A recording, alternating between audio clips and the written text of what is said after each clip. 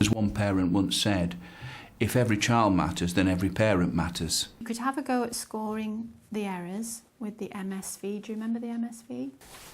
The meaning, instruction, vision. Wow, fantastic. So meaning, does it make sense? Structure, can you say it like that? This is a staff room at Leighton Primary School in Crewe, but most of these people discussing the way children learn to read aren't teachers, they're parents. Good, you're doing good. I like doing this. You like doing them? Yes, I do. I like doing the one in the quiz. Shall I go faster then? No. The school's Special Educational Needs Coordinator runs courses accredited by the Open College Network aimed at helping parents as well as teachers and support staff to gain an insight into how children read and how they can read with children. Doing the reading course with Vicky, it's been a fantastic experience. I've learnt so much about children and reading with children. Pop this on just to remind you about the way we score up a running record, and we need to do a little bit more practice. Having put reading at the top of its literacy agenda, the school recognises the benefits of sharing their professional expertise with parents. Parents do not know what goes on, and it's important to share that with them because the children, we're sending books home with the children and expecting parents to know what to do to them. There's never any sense in which any parent is patronised that similar courses for the parents as for the teachers and the assistants. So therefore you'll have a consistency of approach that permeates the whole of the school. When is it good to have an easy book? To give your child confidence. Absolutely. This particular course examines reading at Key Stage 1, but it's also providing parents of Key Stage 2 children with some useful insights. Print just doesn't appeal to everybody. Some children just don't get the understanding of it, where I thought they did. If you sat a child down with a book and they've learnt at school, I would have thought they could read to me. So maybe if I'd have done the course, I'd have been more understanding. But it's also helped with Katie. I mean, I know she's in Key Stage 2, but again, listening to her, I'm a little understanding that maybe she does make a mistake. I don't sort of need to shout at her or, more understanding. Some children are natural readers, obviously some aren't, and there's children that need a lot more input into them. I personally have a child as well that isn't particularly very good at reading. He's also got a few other issues. It's helped me to put so much more into him. So the sorts of things that you learned on the Level 2 course about concepts about print. Thanks to courses like this, parents are finding that they can support learning at home with greater confidence. You've learnt so much that you have to stay calm with the children, you have to praise the child, you don't criticise the child.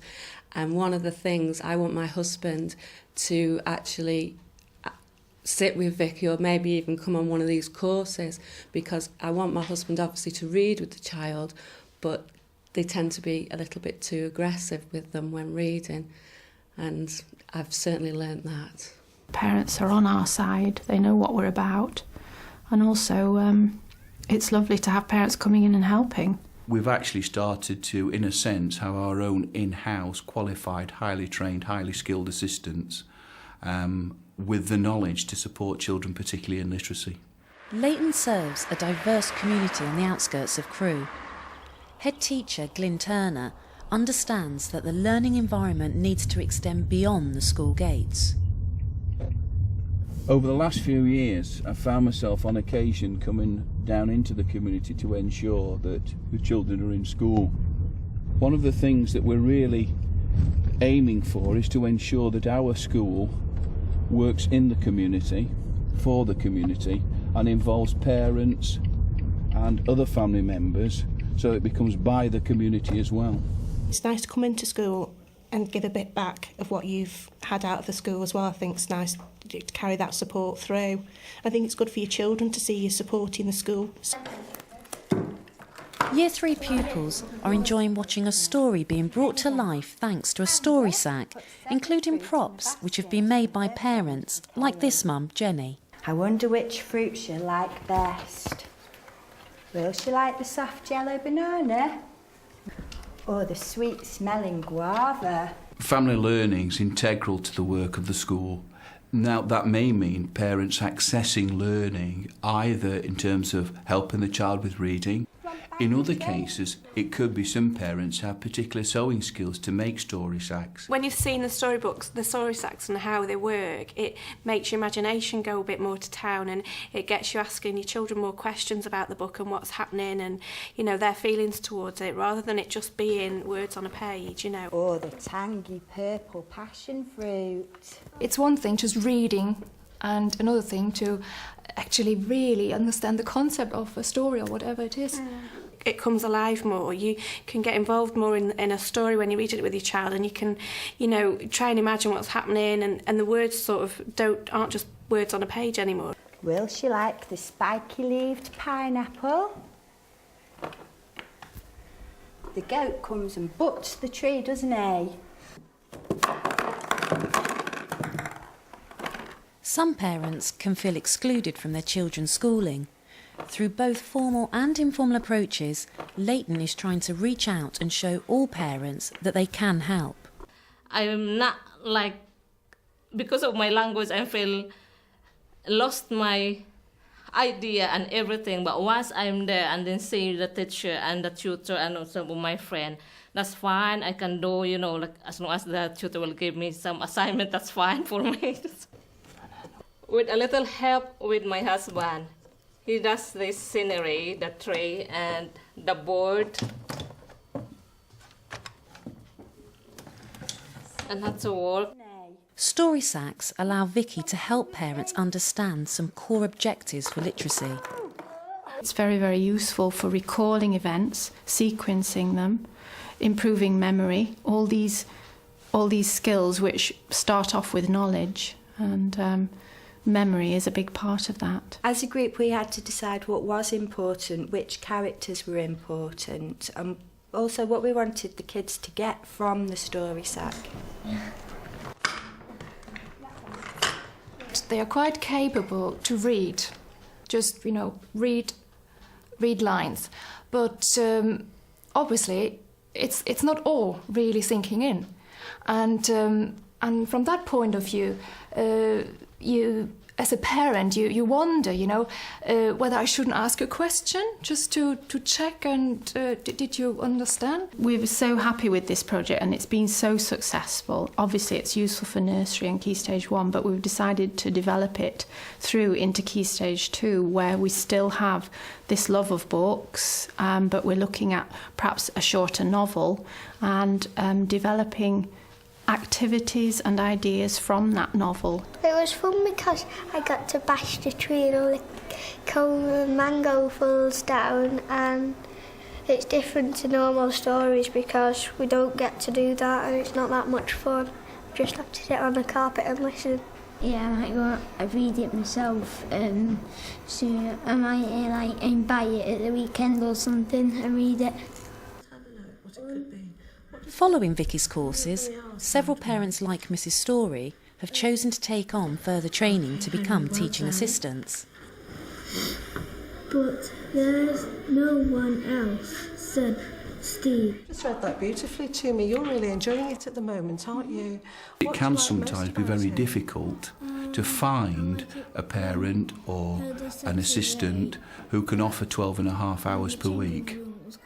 As we move towards more inclusive education and children in mainstream require some sort of support, we have parents available within our community to support those children. Now, you imagine you've not just got a parent then who can work with an individual child at home or a family of children, but also can come in and give us some time in school. Mrs. Story now helps run a homework club for Key Stage 2 children who want added support. You're saying describe the first day and then what the children do. More complicated to do at home because you've got more people walking around you. It's helped me to learn more about doing homework and get more experience in it. I've got a daughter in Year 4. when she joined reception, I wasn't very clued up at all about what happened at the school.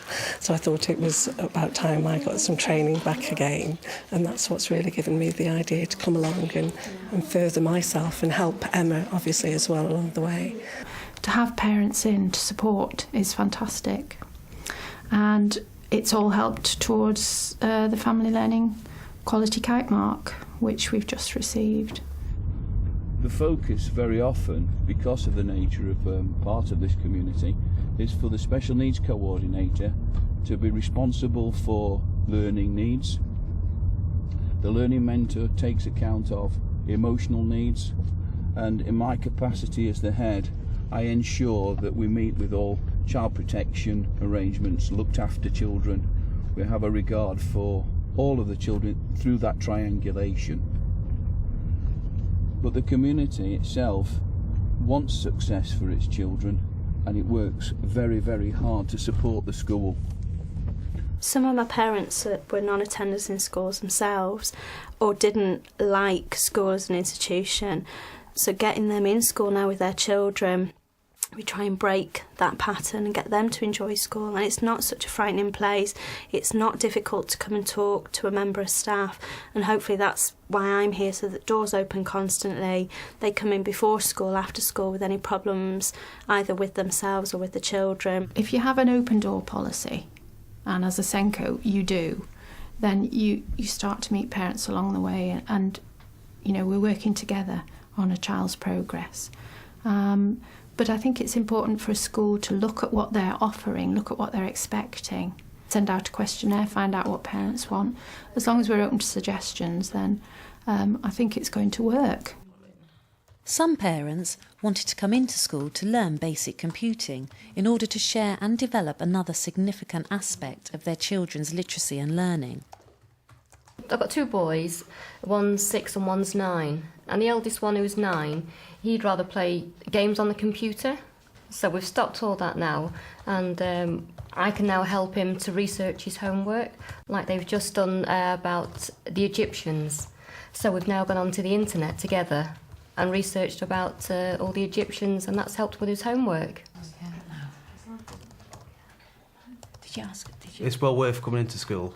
Rather than sitting at home like some parents would do, it's nice to come in and actually see what the children do and what facilities they can use. And it gives you a better understanding of how they're being taught, and then you can help them with their homework and along the way like that.